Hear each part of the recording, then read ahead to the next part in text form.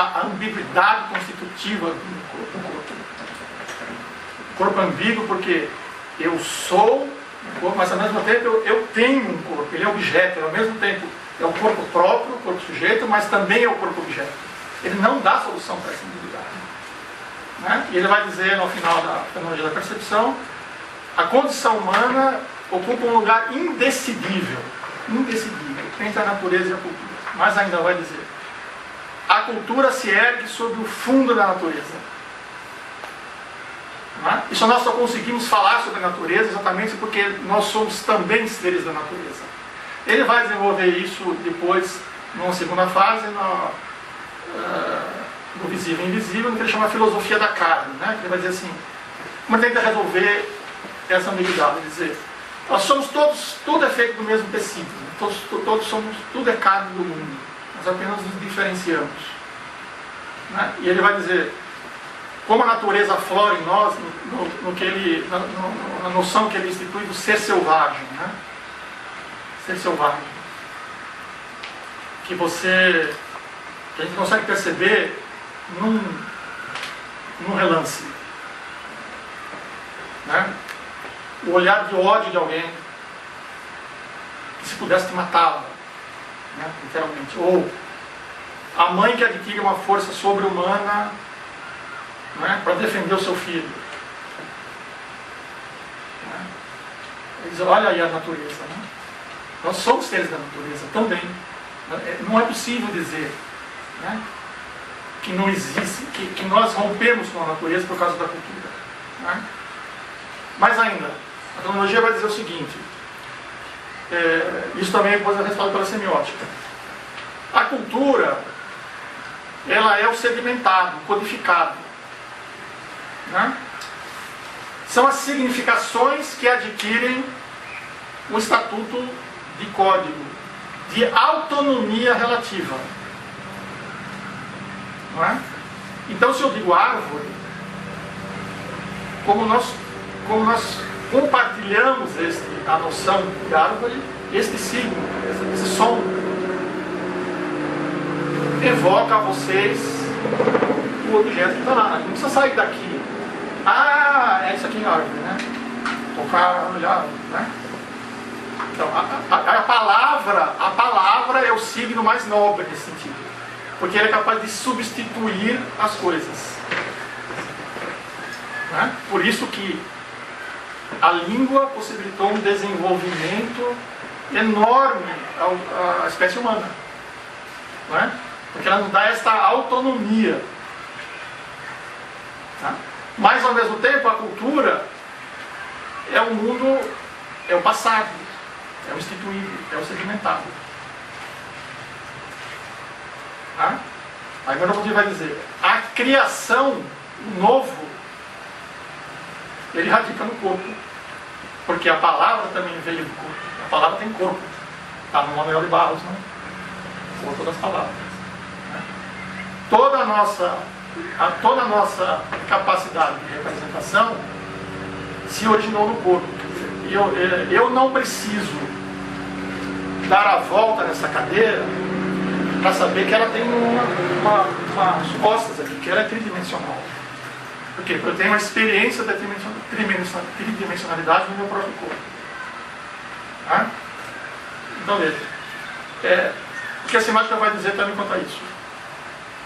É preciso distinguir os códigos da linguagem. Né? Então, a dança, o basquete, a luta, elas têm os seus códigos. Não posso jogar basquete de qualquer jeito. Não posso pegar a bola e sair correndo. Né? Tem que bater a bola.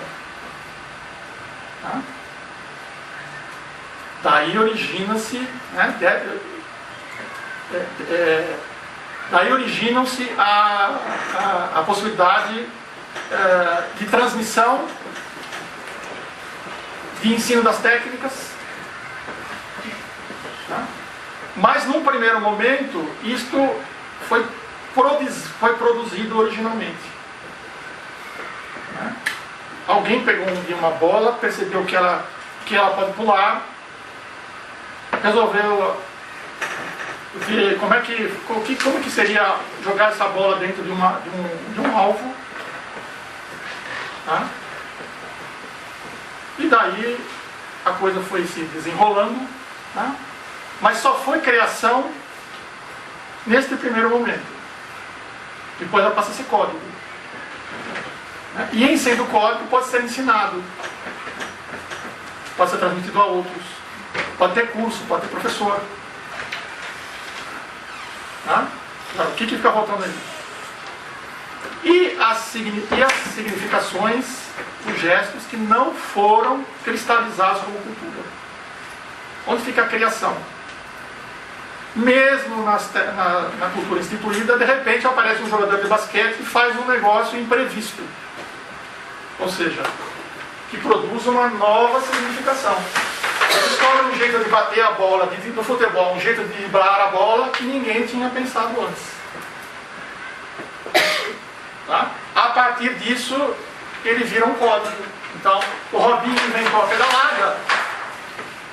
Bom, as crianças rapidamente já fazem a pedalada e aí ela vira matéria de ensino, de treino, de técnica, de estudo, de dissertação, de tese.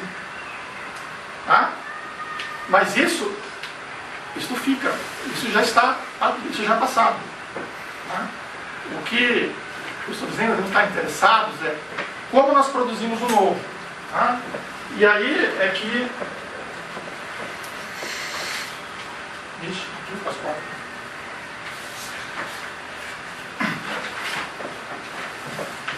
E agora já me perdi. Então vamos entrar, vamos entrar então na questão do método científico. Né? O que eu acho que falta para o campo acadêmico da educação física? Né? É referir-se menos ao que já está instituído, inclusive culturalmente. Tá? Isto vale também para as ciências humanas. Por exemplo, na minha área de mídia é muito comum o estudo de imagens. Né? Por exemplo, imagens de mulheres que simbolizariam modelos de beleza em determinados períodos históricos. Ora, mas isto é também objetivar o corpo. Não há diferença entre este corpo como objeto das ciências humanas e o corpo do anatomista. Ambos são objetivados. O corpo é colocado como algo objetivado, óbvio, né? Colocado à frente para ser analisado. Lançado à frente para ser analisado. Né? Quando o que interessa é o corpo em processo, em movimento. Né? O corpo perceptivo, que a qualquer momento depara-se com o novo e o imprevisto. E tem que dar uma resposta que nem sempre sabemos qual é. Né? Bom, o que Peirce vai dizer? 2 pontos são centrais no pensamento do Peirce. 3. Categorias da experiência. Né? Toda experiência resumiria em 3 categorias, eu não vou falar disso, mas por que é importante retomar a experiência? Porque a experiência do sujeito foi depreciada pela ciência. Só é aceitável a experiência do sujeito que possa ser quantificada, matematizada. Diz os filósofos. Isso começou com Galileu, né? Não com Descartes. Isso começou com Galileu. Então toda a nossa vivência subjetiva é depreciada, é descartada pela ciência. A tecnologia tenta retomar isso. Né? Com a noção de retorno às coisas menos, de consciência, de intencionalidade. Não vamos falar disso. Mas é preciso retomar a experiência. Segundo ponto. As crenças, o que ele chama de método de fixação das crenças. Diz assim, nós temos uma tendência a acreditar em certas coisas e a crer no que acreditamos. Né?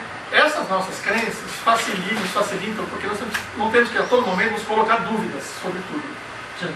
As crenças nos levam a adquirir certos hábitos e que é possível, então, prever, a certo ponto, as nossas ações. Né? Então, os métodos nós precisamos dessas crenças. Então, o método da tenacidade é aquele sujeito que acredita naquilo porque aquilo é conveniente para ele. Né? Ele acredita numa certa coisa firmemente, e assim que é colocado diante de alguma dúvida, ele faz como uma avestruz, ele enfia a cabeça no chão. E diz, puxa vida, mas isso existe, né? Eu já conversei com colegas que quando eu colocava uma questão, eles diziam assim, não quero saber, não, fala disso.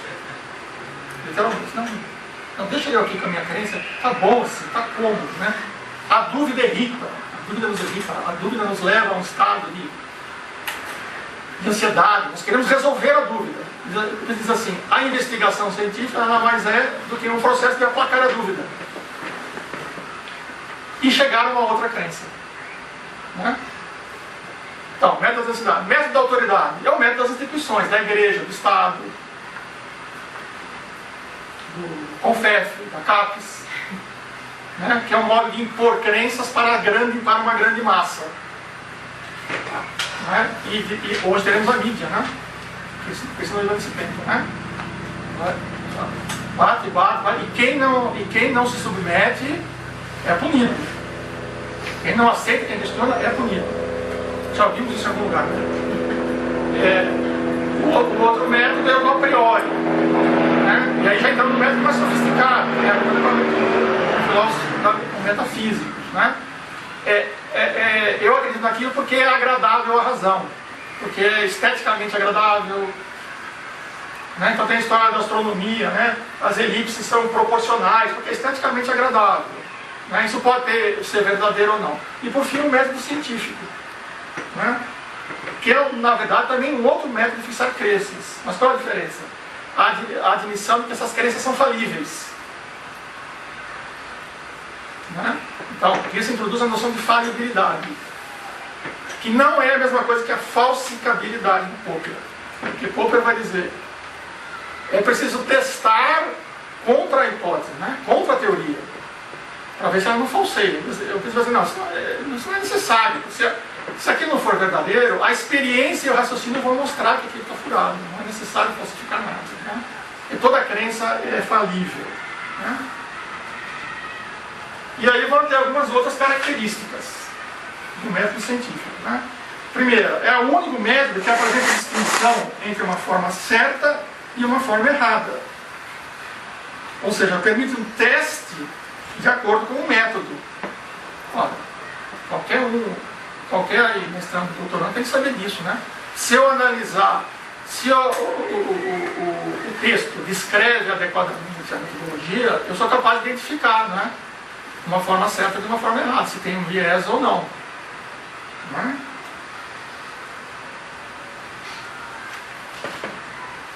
Outras que vale a pena. Vou ficar aqui, hoje as duas são boas, né? Essas duas já estão bom para seguir. Ele vai dizer, ó, e nenhum dos outros métodos admite isso. Né? Porque a crença das instituições só pode ser testada a partir delas mesmas. Então, né, é assim porque é assim. Né? O método científico vai permitir distinguir a forma certa da forma errada. E do ponto de vista ontológico, isso vai admitir que existe o real. Né? Existe o real, sim, existe o real, ele vai dizer. Na pior das hipóteses, o método científico não vai provar que o real não existe. Agora, o que existe é o real bruto. Nós não temos acesso ao real diretamente, só pela mediação dos signos. Por isso que tanto o professor como os cientistas têm que ser capazes de ler os signos. Tá? Um exemplo de uma conversa que eu tive com um colega aí da antropologia. E assim, não, tudo é cultural. Né? Não existe esse negócio de realidade, de natureza. Então assim, ó, primeira coisa, Se um meteoro estiver vindo contra a Terra, os físicos